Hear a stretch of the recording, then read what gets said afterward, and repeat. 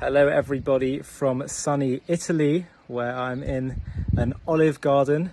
Thought it'd be appropriate given that's my name, and going to be here for Shavuot. Just wanted to share a reflection on the recent outcome of a huge judicial case. Unless you've been living under a cave for the last few weeks, you will know that the actors Johnny Depp and Amber Heard were up against each other because Depp claimed that Amber Heard libelled him, falsely claiming that he was a domestic abuser, sexual abuser, etc., etc. And the jury concluded that it was libelous and that, Amber Heard was being dishonest. There was talk in the case of potentially having some kind of, maybe some personality disorder.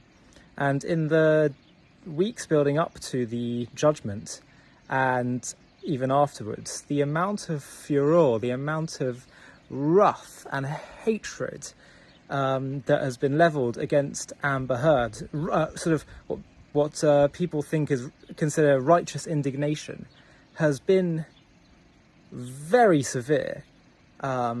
My sister sent me, like, one comment was like, someone said they want to microwave her children and all this. And there is a place for being shocked at poor behaviour and bad behaviour.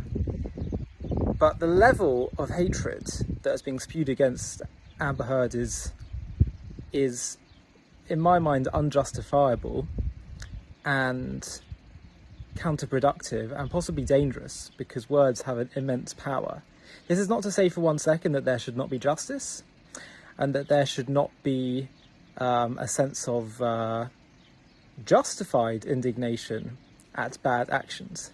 But the question is, if someone did bring themselves to do something like that, to libel their partner, if that is indeed what has happened, what she did, the question to ask is, what should one's response be to a person like that?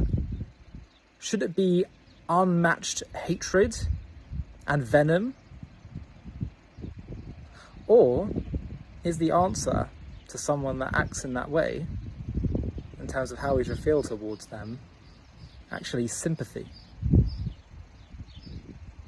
How do we make the world better? How are we going to improve the world for everyone by just countering that with more hatred towards her? How would someone like that, and I'm not just talking about her, but let's say cases like this in general where people act really badly. Again, of course we need justice, but in terms of outside of the practice of justice, in terms of our interpersonal relationships, how we should respond. If someone brings themselves to act like that, and maybe she even does have some kind of disorder, but even if she doesn't, let's just say she was, for whatever reason, jealousy or spite or whatever it was, brought herself to act like that, shouldn't we just feel sympathy? Shouldn't we want to rehabilitate someone like that, want to help them?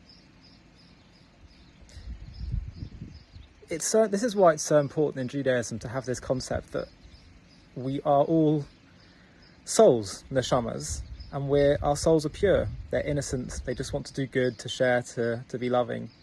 And it's only the outer layers that can just get corrupted by all the impulses and negative drives and urges and forces that can just sort of cloud and dirty the soul. But the soul itself is holy and pure, and that applies to her as well.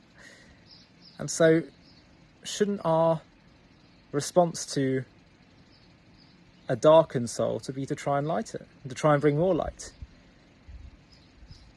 What the solution is to be even more hateful towards her, that's going to be the right answer to this. The world's going to have enormous power, and she's going to be in a very difficult spot now, and people should just recognise how much power words have. And again, this is not to say one does not have the right to be, and again, I'm saying this with a sense of like, this is just a lesson we could apply to all of our own personal relationships. I don't see why we need to be spending much of our energy and time on someone else's personal life. But when people act badly, Justice must occur, but we also need to get to the root cause. And for that, one needs a sense of sympathy and a sense of belief that everyone can be rehabilitated, because the word for rehabilitation, for repentance in Judaism, is teshuva, which means to return, meaning that at our core, if we return to our core is good, our core is holy. Anyway, just a thought, because I was seeing so much vitriol online about this and it just sort of came to mind. Anyway, wishing everyone a Chag Sameach over Shavuot. Shavuot was a time where we really got in touch with our souls, where we just got rid of all the nonsense of day-to-day life. We went into a desert where all the trappings of materialism we're free from all of that, so we can just focus on what we are at our core.